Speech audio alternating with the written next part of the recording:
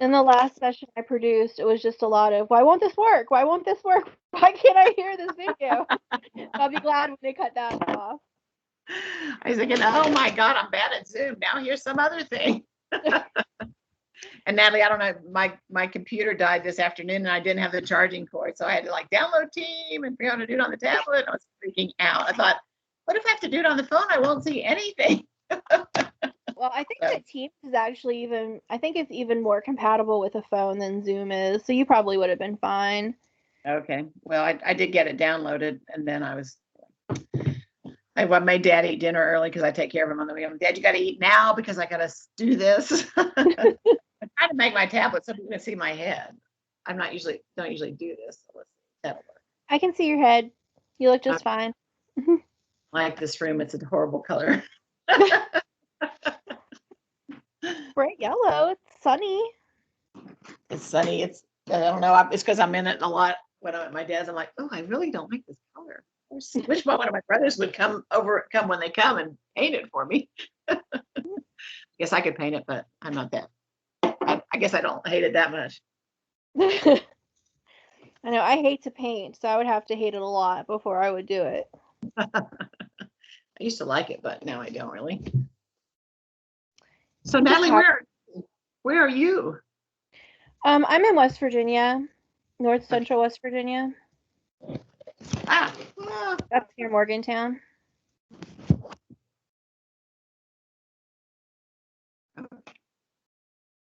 Where are you coming to us from? I'm right now in Oak Ridge, Tennessee. I live in East Tennessee. Okay. Yeah, I mean, I miss everybody getting together, but it's nice to be able to do it in your pajamas, right? Well, I really miss the getting together part because I really love just seeing people. So I'm thinking, oh, I feel so sad. And I haven't been able to get on anything much because I've been taking care of my dad. So I thought I'm going to get on some sessions. And I'm like, well, that is not very easy to do. Yeah, I pretty much I missed most everything yesterday because, you can't call off classes when it's virtual. Right. So Right. I was working, I had meetings all day yesterday, so I didn't really get to do much. But I got to see the award ceremony today. That was nice. Oh, well, who got awards? Well, they just did all of the awards for both last year and this year. Oh, okay. Just like the awards they typically do during our award ceremony with the banquet, like the Weatherford and the Helen Lewis Awards. Uh-huh. Highlander got it last year. That's where I work. I was like, oh, well, they probably mentioned Highlander because we got the plaque in the mail because Oh yeah. Oh yeah. Highlander did win. Did they win the Helen Lewis Award? It was Helen Lewis last year. Yeah. I was wondering who won it this year. Yeah, I can't remember. They recorded the ceremony though. It'll be up. Yeah, that's right. Well, there were a couple things I was wanting to see, and then I realized, oh, they were Thursday. I forgot it starts on Thursday. Yeah. Got very discombobulated about the whole thing. So I was able to I did the plenary. I was able to come to the plenary, some of it, and I was supposed to do the welcome, but I had to film that because my internet's not very good, and I don't think that it worked. So hopefully it'll. I think Ann said they were putting it on the homepage. So, but it was quite a challenge to do all this. Yeah. Yeah. It was a lot of work for all them. Oh my gosh, Anne, I don't know how Anne has done. Mary too, but especially Anne, and she's everywhere all the time and all of these sessions. It's been kind of amazing. Well, she's so calm about everything. At least outwardly. At least outwardly, she's calm. Yeah. Yeah, we all owe her. The steering committee all owes her some sort of like amazing gift and dinner the next time we see her. She's done so much work. Yeah, yeah. Well, I hope you're all happy with how it's gone. Yeah, I think that it's gone as smoothly as it could. Uh-huh. It's a virtual conference, but I think it's gone pretty well. Uh-huh. I'm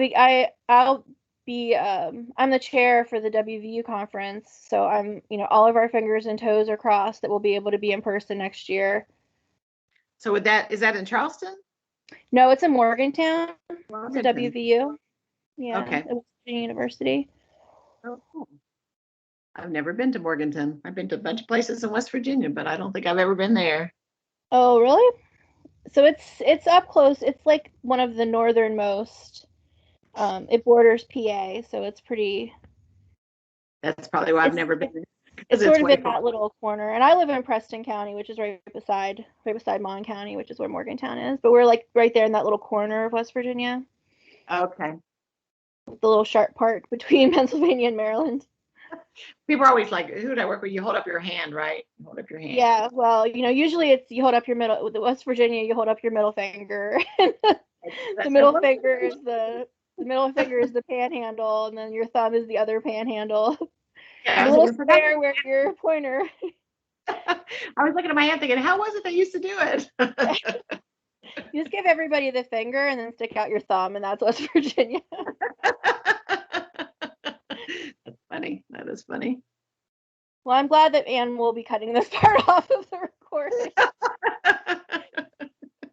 I know, but that we're not saying anything more scandalous than we are. So Well, at least I wasn't on video giving everybody the finger, so that wouldn't be a good look. hey, I wonder what book won the Weatherford Award. Do you remember that?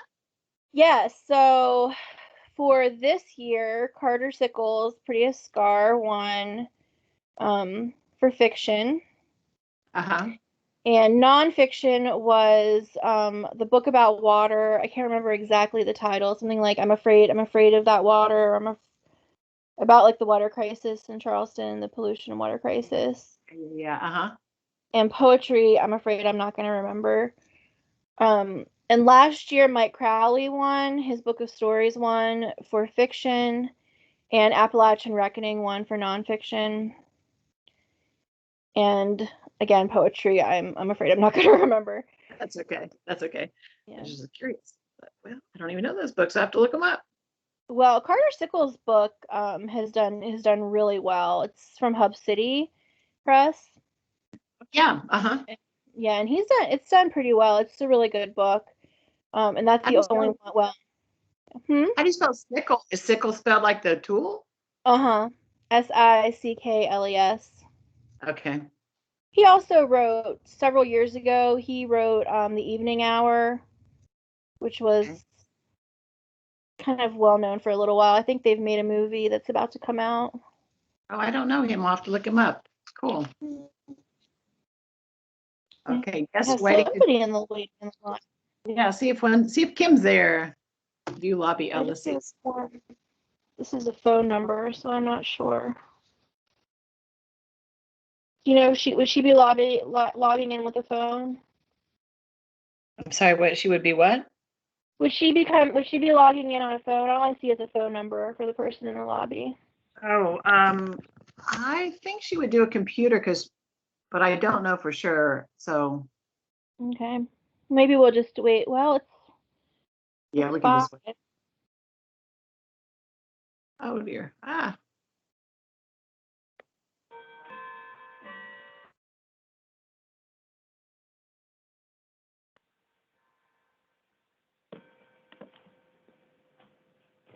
Hello, welcome. Something chiming. Yeah. Are you hearing our chiming? Mm-hmm. We can hear it. Oh, let's see. That was our clock telling us it was 5, but they were hearing. If it's a one. Do a mute. Let's see I think if you muted. I muted the Okay. attendee. Natalie, do you want to put up the first slide? Sure. Susan, are you able to also let people in from the lobby? Because I'm afraid that once I put up the slide, I won't see that anymore. Oh yeah, I can. Uh-huh. Okay. I think I can. Let me see. Ugh. Oh dear. Okay. There's Ashby. Hey, Ashby. So I'm trying to think, is this the waiting room or is this the? Looks like If you click on participants, then over to the side, it's not showing anybody in the waiting room right now. I've let everyone in. But now you see Kim. Do you see Kim? I'll let her in. Yeah. And then I'll make her a presenter. This is the, yeah, okay. Okay, so Kim is now has presenter abilities as well. And I'll go ahead and put up that first slide for y'all. Hello. And I think you can get started anytime. Okay. Well, if you want to go ahead and pull the slide up, Natalie.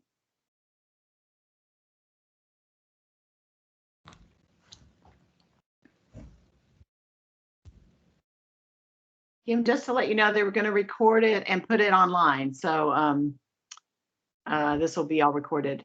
Anne was saying people are usually at dinner, so they might not be here. We only have some drinks and snacks. Usually there's drinks and snacks for the publisher's reception. So sorry, you all, we can't provide that. Natalie, are you okay to let people in? Yeah, are you all able to see my screen? See the slide?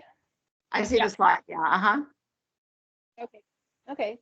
So go ahead and get started whenever you'd like. Okay. Is there a way to make the presenters show? We were there for a second, but.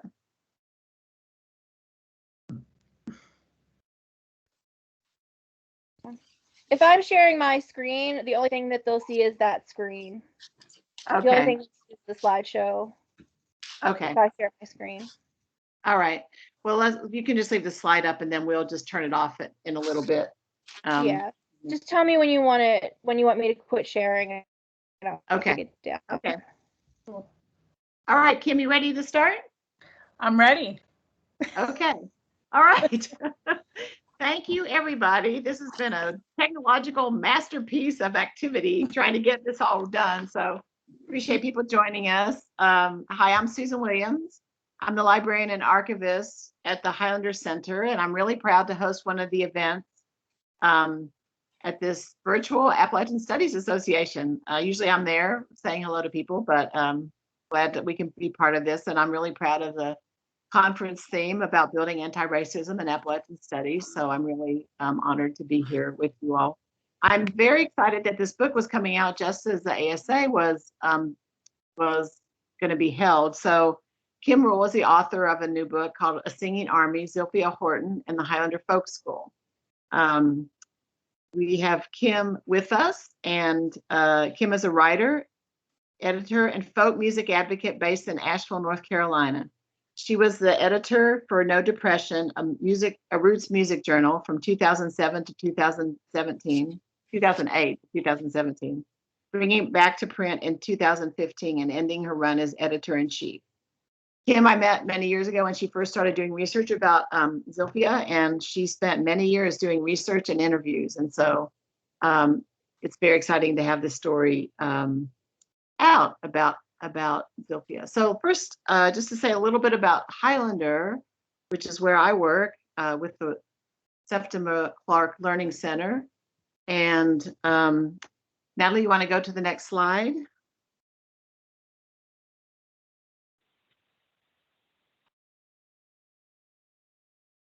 So Highlander started in 1932. It's a social justice gathering place. Began in 1932 in Monteagle, Tennessee. Oops, go back for a minute. And so this is a picture of the early folk school.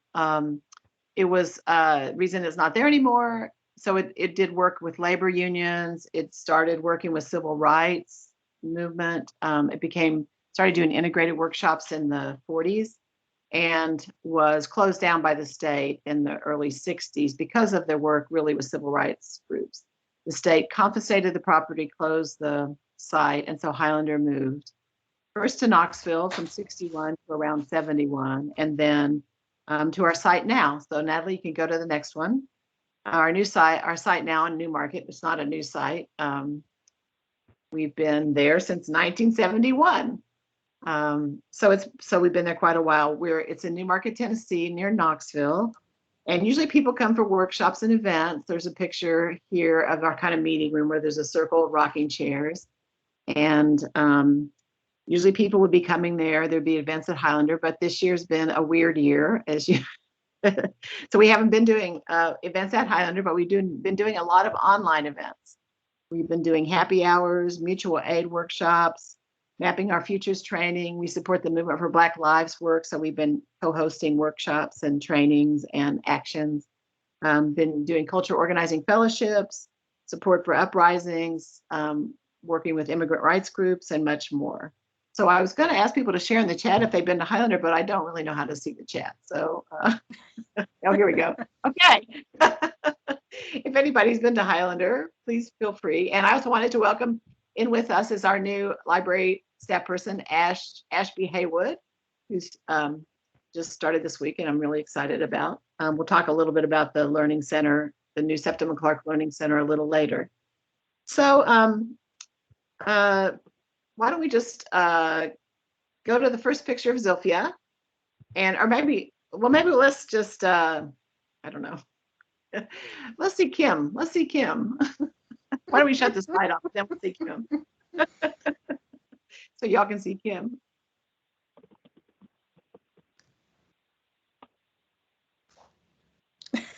I thought I was going to get through this without my big old face on here, but oh, here's Kim.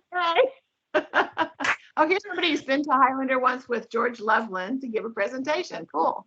George did a lot of work with our library, and he wrote a history about the library, which I just gave a copy of to Ashby. Anybody else have something? Apparently the chat shows up on the screen. I've never used Teams before. I will admit this freely. Okay, well, let's, so Kim, I told you I was going to ask you this question about why did you start doing research about Zilphia and keep at it for so long to get this beautiful book done? Just what was your motivation? Well, originally, my background is I have always written about American folk music. And so I was working on a project for a while where I was writing small histories of individual folk songs. And I kept running into, especially when I got into like movement music, I kept running into Zilphia's name over and over as a source for these songs. Either that she, introduced them to Pete Seeger, or she, was the first person to collect it in a book. And so I became really interested in her in the context of like a woman, in a field that's usually dominated by men. I really had no idea what Highlander was. I'd never heard of it before. I didn't know who Miles was. So when I first looked her up and I learned there was this place called the Highlander Folk School and this guy named Miles Horton who had this crazy idea for this, sort of transformational education place, I became really interested in that. And I also became more and more interested because there was very, very little information about her. Nothing had really ever been written of substance. I learned that Guy and Candy Caruana had taken over, sort of, filled her role after she died. And I knew their names through the folk music world. And so the first person I contacted was Candy to see if she knew anything about Zilphia. And if she thought there was a story to tell about her. And she said, yes. There's a story there, and I'm happy to help you, if you decide to tell it. And so I was, at a point in my life where I was ready to just sort of jump and take on this story that I knew nothing about. And luckily, and there were many months between that email and my decision to tell the story, or to try to tell the story, to see what was there.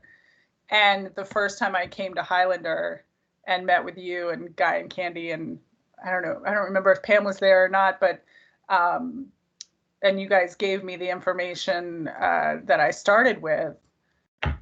So by then I had some kind of idea. I had read Miles's memoir, and but I really went into it blind, knowing nothing of the history.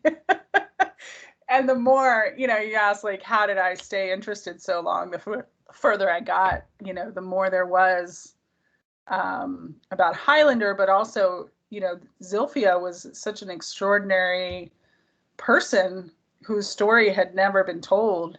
And everything that I found about Highlander sort of, didn't include her contributions or didn't, give it the due that I thought that it deserved.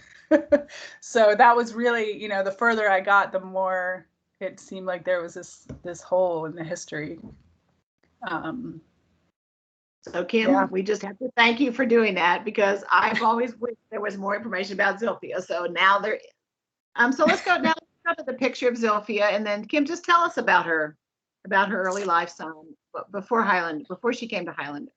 Before Highlander, well, she was born in 1910, in April of 1910, in Spadra, Arkansas, up there in the northwest of the state. And her parents had both been born into farming families, but they both sort of struck out and pursued different careers. Her mother was a teacher. Her dad, Guy Johnson, was a coal miner. And when Zilphia was born, he was working as fireman, which was not a very powerful job in the coal mine.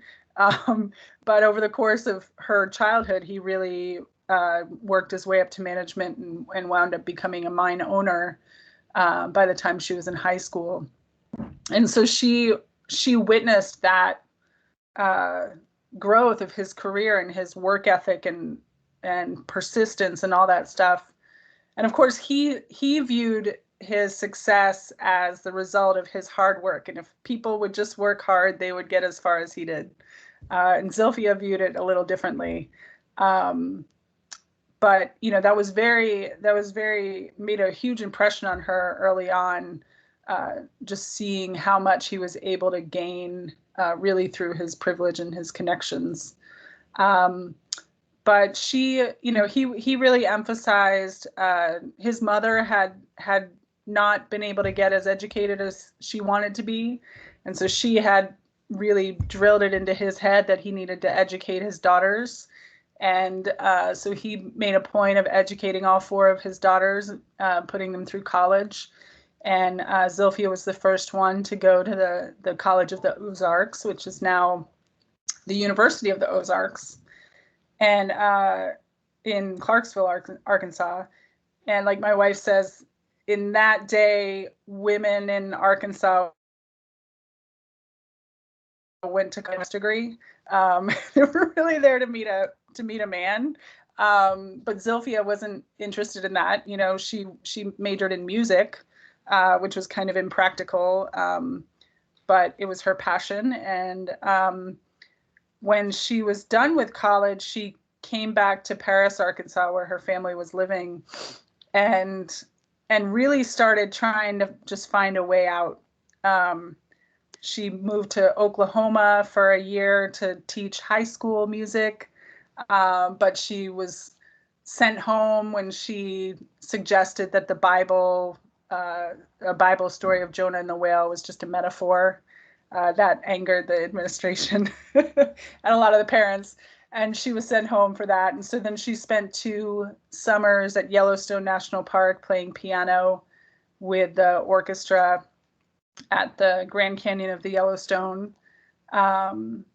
She was actually a really talented classical musician, and probably I'm convinced that if she was a young person today, she would have just moved to New York and tried to make a living as a classical pianist. But that wasn't really an option for her in those days. So she just became restless and opinionated and a little outspoken. And she and her father started developing a rift, bumping heads a lot. And there's this great story about her organizing a union at her father's coal mine and making him angry through this organizing effort she took on, but it's not true. She actually, it's a great story, but nobody in the family thought it was true. What actually happened was that she was smoking and drinking whiskey and hanging out with men like they were her peers.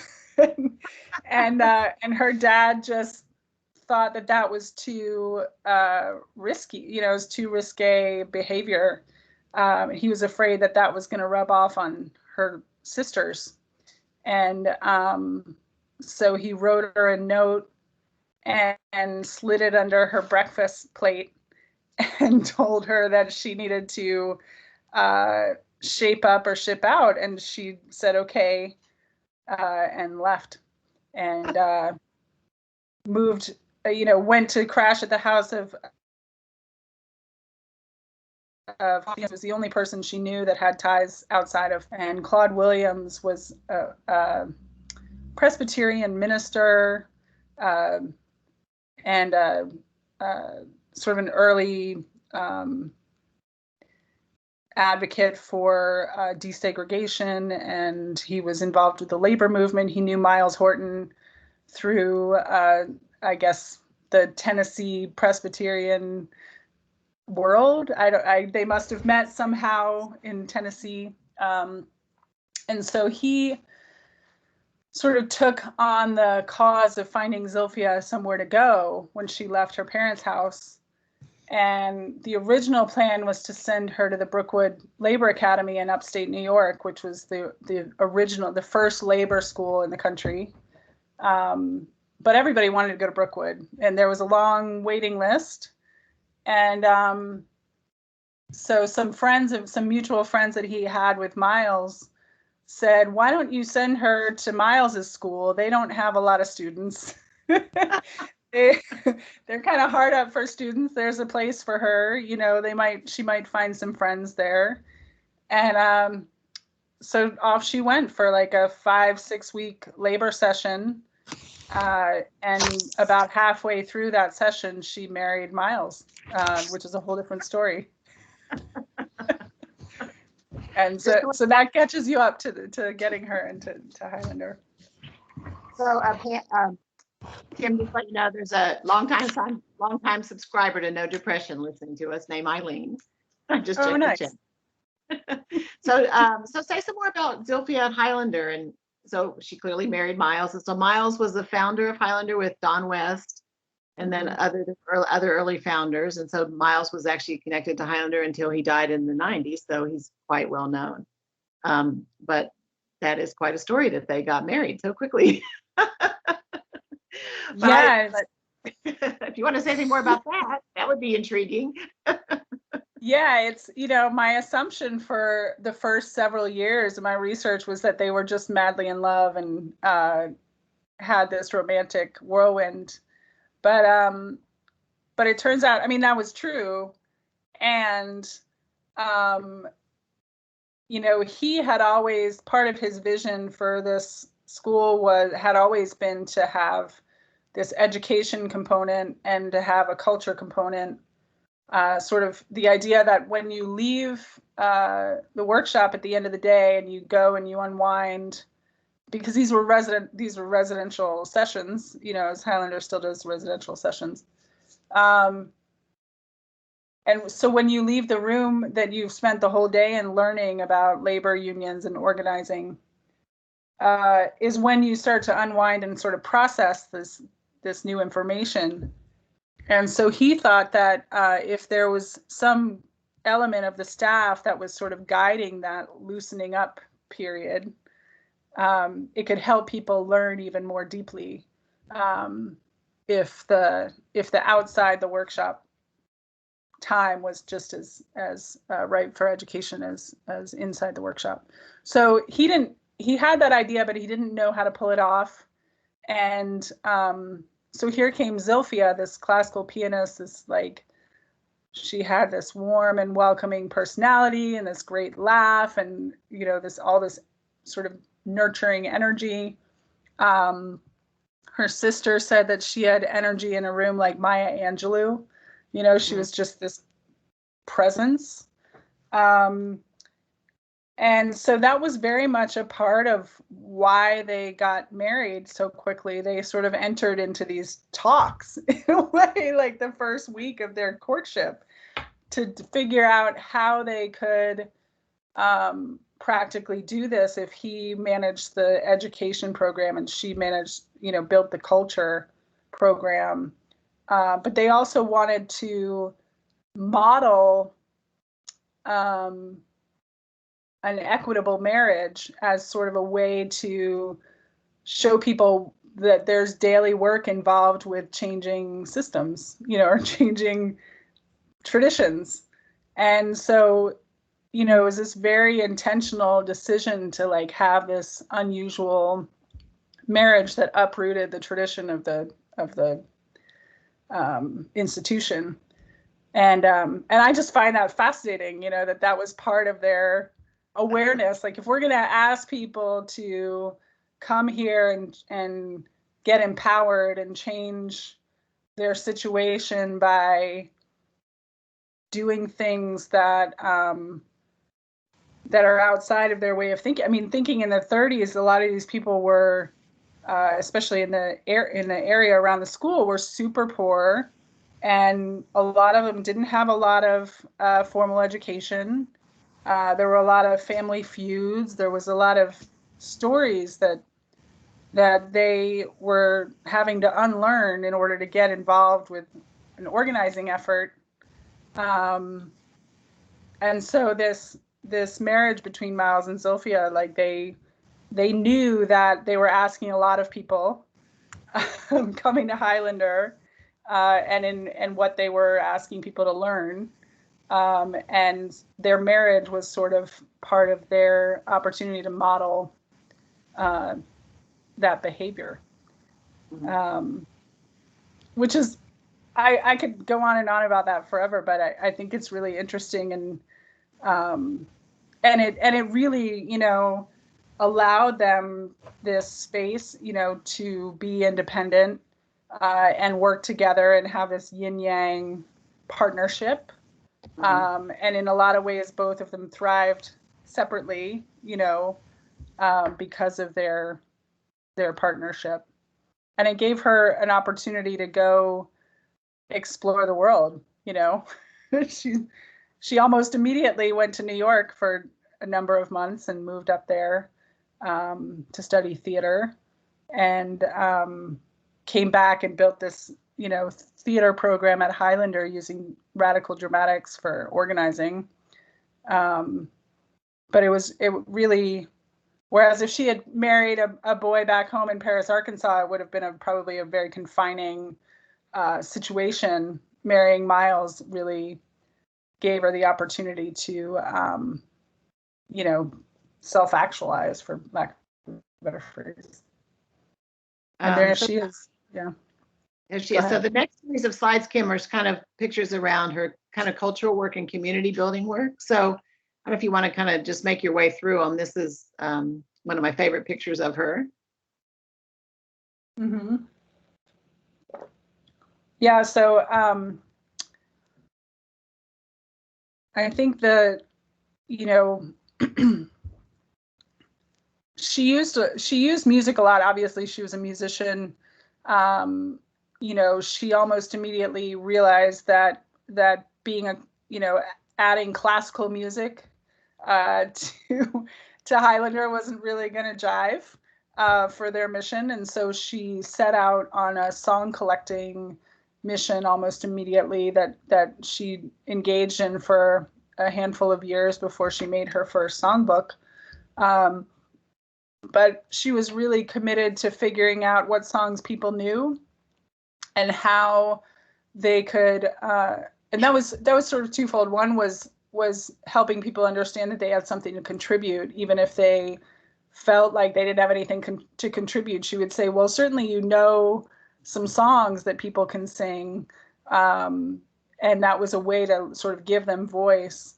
And then she would help them change the lyrics to fit the Union mission, or she would tell stories about where the song came from to help people feel connected to the people who came before them, or help them feel connected to people in different communities. But there was also this other part of her work where, as I said, she was using theater, and in those days they were writing like full one act, making sets and performing these plays for the rest of the workshop and for anybody in the community that wanted to come. They were also playing a lot of games. You know, there was a lot of volleyball and softball. There was a softball field there. Food was a big part of it. Really, all the expressions of culture, the ways that people connect were, you know, anything she could do to get people connected, to feel connected, so that they could feel empowered. You know, because there's more power and connection than anybody has by themselves. So she made these songbooks, and you know, around 1937, 38, Highlander started working with the CIO as a training school for the CIO. So, you know, CIO locals would send their workers to Highlander to get trained on labor organizing, and Zilphia made these songbooks that people could use anywhere they were. And, you know, it was sort of a way of connecting. Like if you're coming from Lafayette, Tennessee, you're connected to the people in Memphis, connected to Charleston, you're all singing the same songs. It's a way to feel connected over the time and space. There she is leading a sing. Not sure, do you know where that photo is from? I do not know where that convention was. I do not know. This next picture I put in, I was just to sort of help explain, like it was very basic at Highlander. Now, if you want to go to the next slide, it was very basic. I mean, they started in the Depression. They were building the buildings. This is a picture of the wash day, which I think is kind of funny because the women are doing the work. But I mean, they were growing their own food. Miles's parents lived there and helped grow garden, and it was very basic living and very basic facilities. So one of the things I often think about it was, what was it like to be up there? It's very rural. It's in Grundy County. And so I don't know if you have anything else to say kind of about just the conditions of living there. It was fairly isolated, although not too far from University of the South at Sewanee, but otherwise in a very rural area on the Cumberland Plateau. So I don't know if you want to share anything more about what it was like to live there. Yeah, I think, you know, it was, I believe, the 11th poorest county in the country. They were very, very isolated. A lot of the history of the area is sort of interesting, and, you know, in the sense that there were a lot of farmers, you know, historically there were a lot of farmers, coal miners. But then after the war and Reconstruction, and northern industry came down and started logging the woods and exploiting the mines and sort of destroying all the natural resources, or just exploiting all the natural resources, and then left the people with nothing. And so it was this very, very impoverished part of the country. There were you know, in Summerfield community there, right outside of Monteagle, where Highlander was, there weren't any Black residents, I believe, until Septima Clark came in 1953, or 54 when she moved in. So, you know, in those 20 years, it's fascinating getting, you know, more to talk, not to take us too quickly to the theme of anti-racism, but, you know, just to think about those 20 years and what these people were doing, you know, around sort of slowly moving toward working in civil rights issues in that context. Yeah, the story I kind of think is true is that they made a decision to have integrated workshop at Highlander because of the dynamics of labor and organizing, and knowing that unless Black and white people work together, that it would be really hard for unions to be strong. And that was very controversial within the union movement. There've been Black at Highlander before as visitors and presenters before, but that was a significant decision, and also it was illegal to have Black and white people in the same place. So we'll get to that a little bit later, but there's a couple of slides about the drama, and then we'll yeah, so originally, like I said, they were writing plays as a way to partly to entertain each other, but also partly as an empowerment activity, because you know, when you have been told your whole life you have no power and you have no place to, you know, speak up, theater, you know, Zilphia's view was that theater was a great opportunity to sort of give people a platform, to write down, you know, what would you say in this situation, in this strike situation, or how would you handle that, and how might other people handle it? And so they would, you know, it's really an exercise in empathy, an exercise in empowerment to write these plays. And you can see there's one that Zilphia wrote, the Lollipop Papa, which is, it's kind of a silly little musical that she had them perform. But it was really, you know, that was maybe 2 years or so that they were writing plays. It very quickly turned into an improvisational drama program where, you know, one group would say, okay, you're going to do you know, a strike scene, or, you know, they would put each other up to scenes that had played out back home in their workplace. And then they would split up and have, you know, a short amount of time to figure out how the scene was going to go out. And then they would come out and act out the scene improvisationally. And so it was very sort of early version of role playing, to, you know, as an organizing tool for labor unions.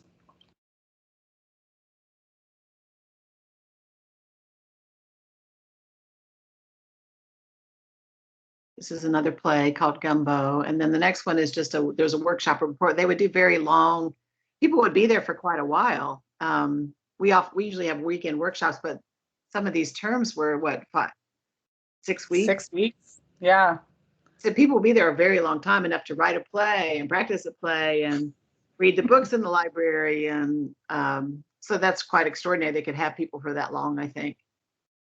Yeah, and there was a period where, you know, they formed, the people were so into doing plays that they formed a little troupe called the Highlander Players, and they went to a couple of locals around and, you know, in the area and performed their plays for the union locals during the workshop with the Highlander Players. So there they are doing games, which is another avenue for connection and unwinding, getting people to connect. You know, a lot of these people didn't know each other. They were from different places, different unions, and so games were a good way to unwind. I don't know what this game was that they were playing. This picture. It's like they're throwing something into a pot. There's some great pictures of games. There's a whole series of pictures of baseball and passing lifesavers with a toothpick from mouth to mouth. They're just funny pictures that pop up. And you know, you think about they were out in this country place far from everything. So they had a lot of time to do all kinds of stuff. It was also very beautiful.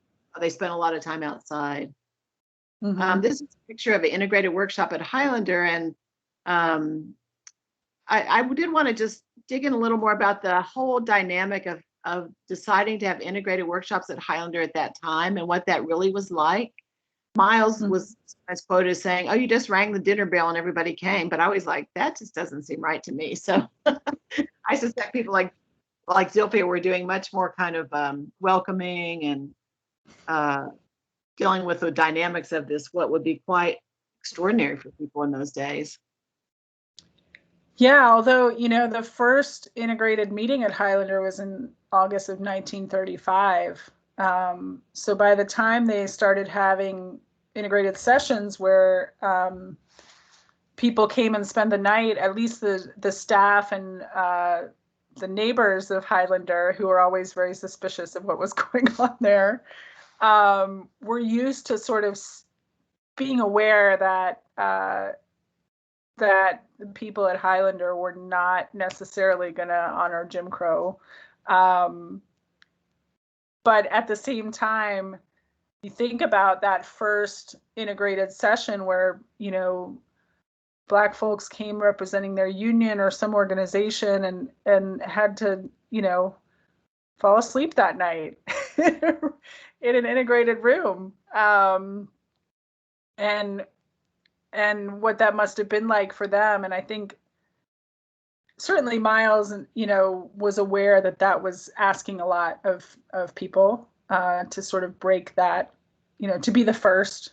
Anytime you ask people to be the first, it's a lot to ask, and you're sort of putting something on them, or they know what they're walking into. But yeah, I mean, and it really, to me, makes Zilphia's job so much bigger, because she was there to make people feel at home, and to make people feel comfortable, and to help them relax, and to help them process. And, some of the letters that I found talked about how Miles would take people apart and Zilphia would put them back together. Or Miles would push people and she would pick them up. And so, just the gulf that they had to cross in terms of where the culture was at the time in order to get people to feel welcome and safe, was huge. That she must have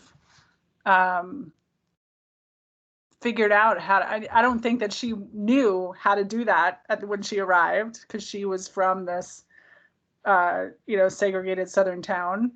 But I think, she filled that role obviously very effectively. You can see there, nobody looks unsafe in this picture. Nobody looks uncomfortable. And they're very close to an accordion. So, that says a lot. There's also her daughter, Karis, is right there in the middle, sitting with bare feet. They had two children, Thorsten and Karis. And that's picture. So I think that this whole role of besides the educational work, what goes around with this work to make people feel like they can be comfortable, feel like they can make bridges with each other, is really kind of an untold story. And so I appreciate your thoughts about that.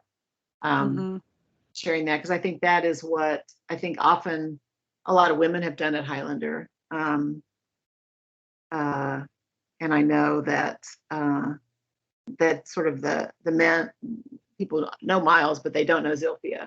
So there's many people in a Highlander's history that are not spoken about that are equally important. So yeah, I think a lot of that, my guess is a lot of that has to do with the fact that by the time reporters and historians came, figured out that Highlander was important to the civil rights movement and came asking questions, Zilphia wasn't there. And no reporter is going to say, "This is great, everything you've done. So what role did your wife play?"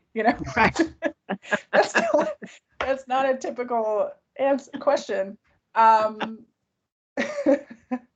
So yeah, I mean, I think, and Zilphia was one of a number of women in the early days who really was doing that work. And, her sister Ermin Fay noted in some of her writing that it was the women's job to do the typical women's work, on top of also the staff work, which is kind of an interesting dynamic that, sort of taken in concert with Miles and Zilphia's determination to have an equal marriage. How do you reconcile that? Of course, Karis said she never saw her dad do the dishes. So, I think there were some limits, even, for people who are ahead of their time. There's limits to the imagination always. So, but yeah, I mean, the importance, I mean, even my experience coming to Highlander for a workshop for 1 week, in 2012, I think that was, is even now, it can't be overstated how important it is, how much it means to be in the space and feel comfortable having challenging conversations about the topics that come up. And it's really remarkable how well that legacy that she's sort of created, that I think you used the phrase radical caretaker once, that role, sort of continues. There are people that continue to serve that purpose. And it's so important, to help people to have the courage to say that some of the things that people have the courage to say in those rooms. Yeah. Well, is there anything else you'd like to share about Zilphia? We don't want to give everything away. Yeah, I mean, I could go on and on, but you know, I think the most important thing, there's a lot of these pictures of her with the accordion after dinner, or her with the accordion in a room full of people singing. But there was a lot more to that role than just showing up with an accordion. That the role of culture work and, you know, cultural organizing and the way that people use culture to organize movements and to enrich movements and to connect people is so important and so powerful. And that's really the part of the story that became, you know, I started out looking in it for folk music, but that's the part of the story that really became, to me, the most important meat of it. It's a beautiful story. Yeah. I thought maybe we just see if people have any questions or comments. I don't really know how to do this, but I think I can get to the chat. I don't know if we can get everybody on screen. Maybe we can see each other.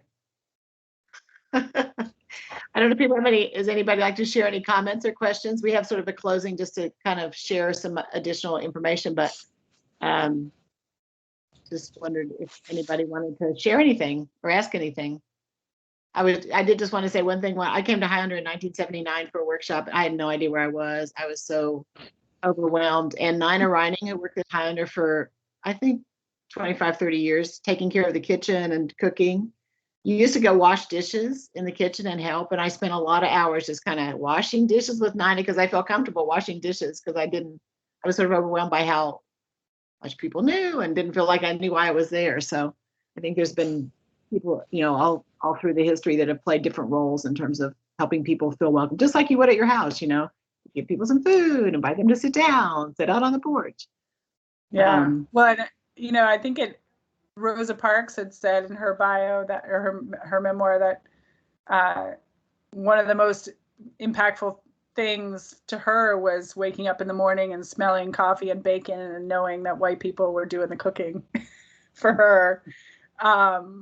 Which, you know, there's so much unspoken, you know, there's so much that goes unsaid, and like the layers that breaks through to break down barriers between people. But just to make somebody, you know, just to make bacon and coffee in the morning can help to begin to dismantle some barriers. Yeah, I think it was Dorothy Cotton maybe that talked about coming to Highlander, and Septima Clark served her a cup of tea when she got there. And it made a big difference to her.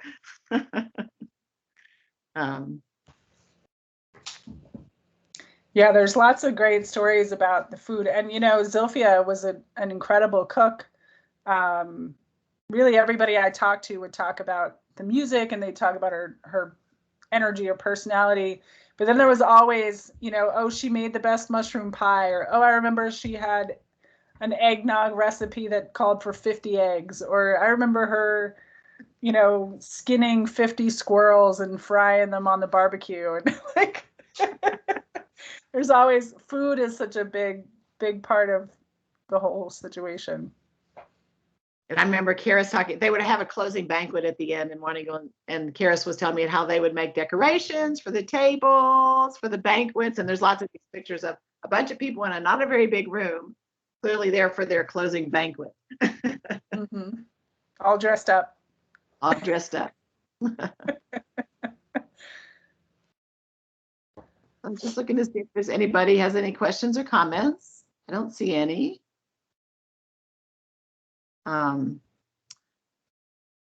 Natalie, if you want to go to the next slide, I just wanted to do a little